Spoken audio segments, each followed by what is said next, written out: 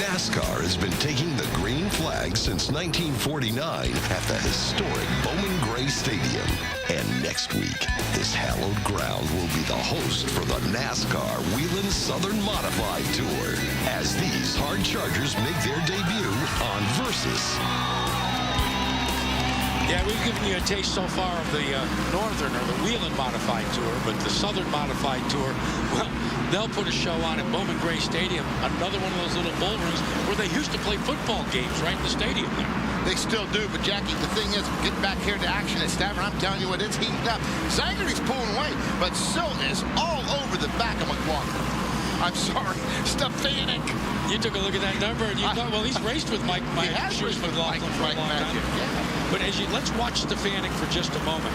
You started the show and you talked about the importance of balance. I think the balance in Stefanik's car has gone away. Look at the arc, the way he goes into the corner, and then compare it to the way Silk goes in. And Ralph had said earlier that they made some changes to tighten the car up, and I think the car still isn't tight enough because he's just not getting into the corner as well as Silk, and Rudolph closing in on him also. Meanwhile, the lead has not changed. Todd Zagerty is holding on to a sizable lead. The 10-lap to go signal is being handed. It has been 23 months, the longest span in Todd Zagerty's career where he has gone winless. I can't remember. It has to be at least 23 months since a Ford has been to victory lane in NASCAR Whelen Modified Tour racing. That could very well change in just 9 more laps. And the second place position could change as well. Look at the lead that Zagerty has built in the car number 2. And look at Rudolph. Rudolph is sitting there right now, and he's the odd man out. He's got to wait for the 6 car to make a move before he can do anything.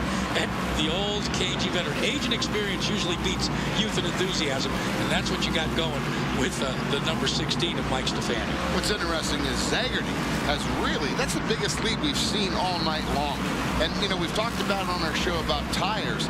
We all know they pitted around lap 40. But what's interesting is to see Zagerty, that he saved that much of his car.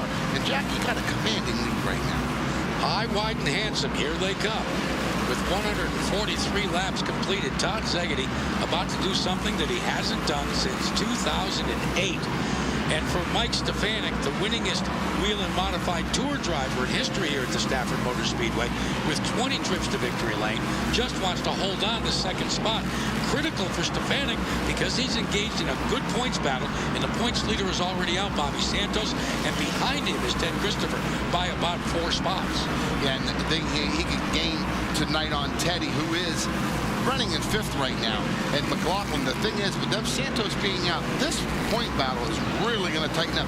But Zagerty can get back in this thing. We've heard you say about the 2 bad finishes. This is not over by any means. We all know this could really catapult a team from having some tough times winning a race here at Stafford. Bob Slade, the official starter for the NASCAR Whelen Modified Tour, has shown the open fist to your leader, Todd Zagerty. We now have just 4 laps to go for the Whisk machine. Mike Smariglio is the guy that turns the wrenches and owns this car. Started at the Stafford Motor Speedway in an SK Modified, experienced some success, and then decided they wanted to go big time. Their version of big time, the NASCAR Whelen Modified Tour. Well, and the Modified's a mainstay here at Stafford. What a place to hone your skills. The SK's not a lot different. The Modified's a little bit more horsepower. But the thing is what impresses me tonight, Zagerty has just opened up a gigantic lead here and keeps on pulling away, Jack. The popsicle sticks, the clinch white and the checkered, are about to be shown to your leader, Todd Zagerty, in car number 2. As he goes down by, he has taken it. Zagerty is now less than a mile away from a trip to CarQuest Victory Lane here at the Stafford Motor Speedway. He looks high, wide, and handsome, and the car looks as if it's not bound up anywhere. Looks like as he takes the white silks. 1 lap to go. Now the question is, who will hold on to second? Looks like Mike Stefanik has a stranglehold on it now. But young Todd Zagerty, winless for so long, working the outside of the Knoll car, number 16, comes out of turn number 4 and will take the checkered flag. First victory in 23 months for Todd Zagerty out of New Milford, Connecticut. He will bring a Ford to victory lane. That crew is ecstatic. Well, he made a great call. Everybody pitted. They put 2 tires on. Evidently, the chassis worked perfect for him tonight. The balance was great, and the distance that he could pull away, Jackie, towards the end of the race. Oh, nice little burnout there by Zaggerty. This could catapult this team back into this hunt for this championship. He has 3 wins in 23 top 10s, so this will be his 4th victory of his career for Todd Zaggerty in the Whisk Snuggle Ford. 83 top 10s in 131 career starts. That's this impressive. guy knows how to be patient, doesn't he? Very impressive, Jackie. And, there he is in the CarQuest Auto Parts victory lane at Stafford. And what great race. Great race again, Jackie. And one thing you can be sure of is you see the euphoria by the crew. You'll see more of it in CarQuest Victory Lane next here on Versus from their driver.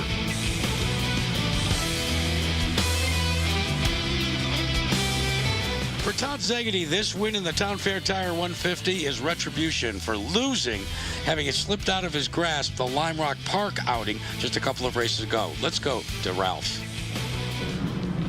Todd Zaggerty has done it. He has found his way to victory lane here at Stafford. He's a winner once again. All right, Todd, it has taken you a while to get back to victory lane. How did you conserve so much tire to run so strong at the end? Boy, this is long overdue. I got to thank Michael Smigler, my car owner, my crew chief, Lloyd Agar, my spotter, Don Barker, Chester Dynamics. The race cars were awesome today. Bob Bruno, he gave me awesome horsepower.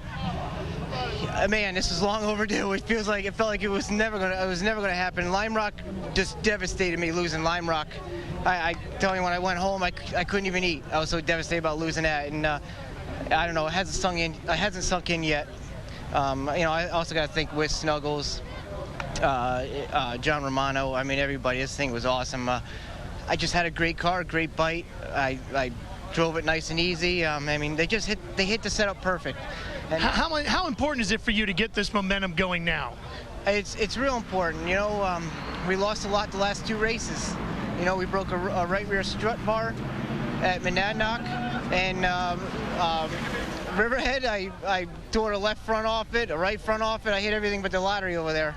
So 2 bad races in a row, and we came here to win, and awesome. This is completely awesome. He hit a home run tonight, Jack. This car is in perfect shape, and it's in victory lane. You could call it a walk-off home run as we look at the unofficial results behind Zaggerty, Stefanik, and Silk. Good run by Eric Rudolph. Christopher in 5th position. Meanwhile, some difficult nights for Ryan Preece as he finishes back there in the 16th position. Let's go down and check in with Ralph again with 2nd and 3rd. Mike Stefanik credited with 2nd place here tonight. Mike, your car was a little bit loose early on. You tried to tighten it up. Did you just not go far enough? Yeah, I just got a little looser at the end in the long run situation. But, Todd had a great car, and he was able to pinch me, on the bottom on the restarts, and that's how I got by Ronnie Silk. The outside seemed to be better on restarts, but nobody had anything for the 2 there with 10 to go. He stretched it out pretty good, and I was just happy to see Ronnie Silk getting a little looser than I was behind me, so took the pressure off of me. Well, Ron was a little bit looser. He ends up finishing 3rd here tonight. Was that the problem, Ron, just too loose at the end? Yeah, just a little. I was actually a little tight through the center and a little loose off, but me and Mike had about the exact same speed car and really couldn't do much with him. Just want to thank Connie and Eddie Partridge for letting me drive their car, and all the guys who come work on it, and we've been finishing 3rd every week here. Eventually we got to win one. Jimmy, this finish is certainly going to shuffle up the standings. Bobby Santos holds on, but it's made a lot of changes. Yeah, 23rd place finish we talked about earlier in the show. This is really devastating for him. Tightened up. All 5 guys have a shot at it now, Jackie. It's been a wild and woolly race here at the Stafford Motor Speedway. Congratulations, and a reminder that next up on Versus at Bowman Gray Stadium, the Stuntmaster.com 199, presented by 104.1 WTQR. Our thanks to Jimmy Spencer, to Ralph Shaheen. I'm Jack Arutin. For more information, be sure to visit Versus.com. Till we get with you again, so long, everyone.